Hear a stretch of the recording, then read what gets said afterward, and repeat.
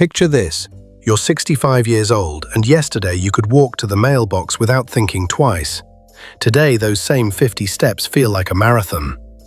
Your knees protest with each movement, and by evening your ankles look like water balloons. Sound familiar? Here's what most doctors won't tell you. The problem might not be your exercise routine or even your age alone. It could be hiding in your morning smoothie, your afternoon snack, or that healthy dessert you've been enjoying guilt-free for years. Welcome to Learn Daily, where we uncover the hidden truths about senior health. Today, I'm revealing something that might shock you. How your body's changing metabolism after 60 transforms seemingly innocent foods into silent saboteurs of your mobility. And yes, we're talking about foods everyone considers healthy. By the end of this video, you'll understand exactly why your legs feel heavier than they should, which specific foods are secretly triggering inflammation in your joints, and most importantly, what you can eat instead to reclaim your strength and stability. Let's dive in. Part 1. The hidden metabolic shift after 60. Let me share something fascinating about aging that most people never realize. After age 60, your body undergoes what scientists call metabolic remodeling. Think of it like this. Imagine your body as a car that's been running on regular gas for 60 years, and suddenly it needs a different fuel mixture to run smoothly. Your pancreas, the organ that produces insulin, becomes less responsive. It's like having a thermostat that takes longer to adjust the temperature. When you eat something sweet, instead of quickly managing that sugar, your body struggles, creating what we call glycemic volatility, wild swings in blood sugar that damage your smallest blood vessels. And where are your smallest, most vulnerable blood vessels? In your extremities, your feet, ankles, and lower legs. These tiny capillaries are like delicate garden hoses. When blood sugar spikes repeatedly, it's like sending pressure surges through those hoses. Eventually they start to leak, swell, or shut down entirely. But here's what makes this especially problematic. Your liver also changes with age. It processes fructose, the sugar found in fruit, differently. Instead of efficiently converting it to energy, it increasingly turns it into something called advanced glycation end products, or AGEs. These AGEs are like rust in your joints, causing stiffness, pain, and that grinding sensation you might feel in your knees. Recent research from the Journal of Gerontology shows that adults over 60 have a 40% slower glucose clearance rate than those under 40. This means that same apple or orange that was perfectly fine for you at 40 might now linger in your system, causing inflammation for hours longer. Part 2. The inflammation cascade. Why your joints are on fire. Now, let's talk about something called the inflammation cascade, a domino effect that starts with what you eat and ends with those aching joints. When you consume foods high in natural acids or sugars, your body releases inflammatory markers called cytokines. Think of cytokines as alarm bells in your body. In young people, these alarm bells ring briefly and then quiet down, but in seniors they keep ringing, creating chronic, low-grade inflammation. Here's a real-world example. A 68-year-old retired teacher I'll call Margaret came to a nutritionist complaining of morning stiffness that would last until noon. She was eating what she thought was a perfect diet, lots of fruit, especially citrus for vitamin C. What she didn't know was that the citric acid, combined with her age-related decrease in alkaline reserves, was creating an acidic environment in her joints. The solution wasn't medication, it was simply switching her citrus intake to alkaline-forming foods.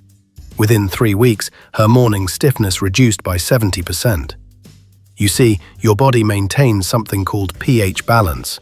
Think of it as your body's acid-alkaline scale. Young bodies can buffer acids easily. But as we age, our buffering capacity decreases by about 30%. This means acidic foods that never bothered you before can now tip your body into an inflammatory state. Moreover, there's something called metabolic endotoxemia, a fancy term for when certain foods cause your gut to leak inflammatory compounds into your bloodstream. High fructose foods are particularly guilty of this. When fructose hits your gut, it can actually create tiny gaps in your intestinal lining, allowing inflammatory particles to escape and travel to your joints. Part 3. The blood flow connection. Here's something crucial that connects everything: circulation. Your leg strength isn't just about muscles, it's about blood flow. And after 60, your circulation naturally decreases by about 20 to 30%. Think of your circulatory system like a city's water system.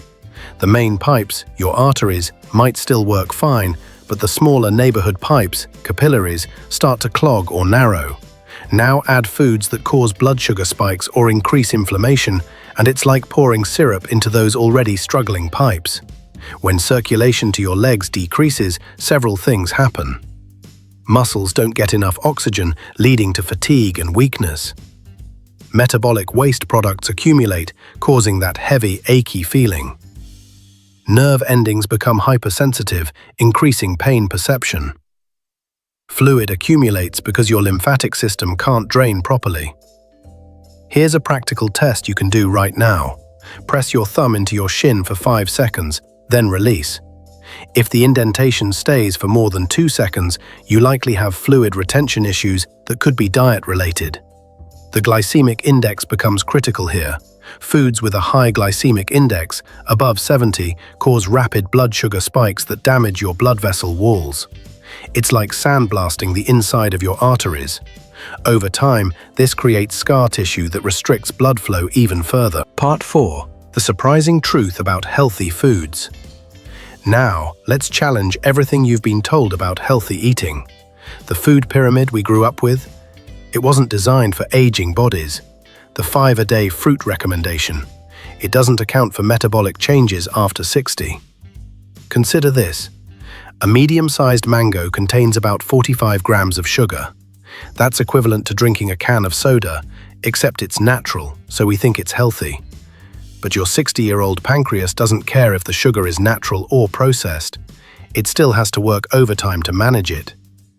Here's what modern research from the National Institute on Aging reveals.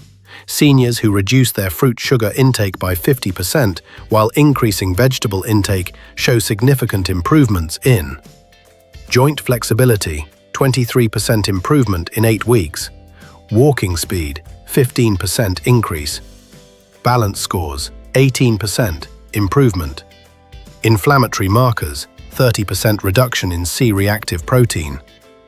Let me give you a different perspective. Dr. Sarah Chen, a geriatric nutritionist from Johns Hopkins, conducted a study with 200 seniors. Half continued eating high-sugar fruits daily, while the other half switched to low-glycemic alternatives. After 12 weeks, the low-glycemic group showed 40% less morning stiffness, 35% improvement in climbing stairs, 50% reduction in ankle swelling, 25% increase in walking distance without pain. The key insight: it's not about eliminating fruit entirely, it's about choosing fruits that work with your aging metabolism, not against it. Part 5. Your action plan, the mobility diet. Let's get practical. Here's your science-based action plan for stronger legs and less joint pain. The power plate method. Divide your plate into 4 quadrants. Quarter 1, anti-inflammatory proteins, fatty fish, eggs, legumes. Quarter 2, alkaline vegetables, leafy greens, broccoli, cauliflower. Quarter 3, complex carbohydrates, quinoa, sweet potatoes, oats. Quarter 4, healthy fats and low glycemic fruits, avocado, berries, nuts. The timing protocol. Morning, start with protein and fat to stabilize blood sugar.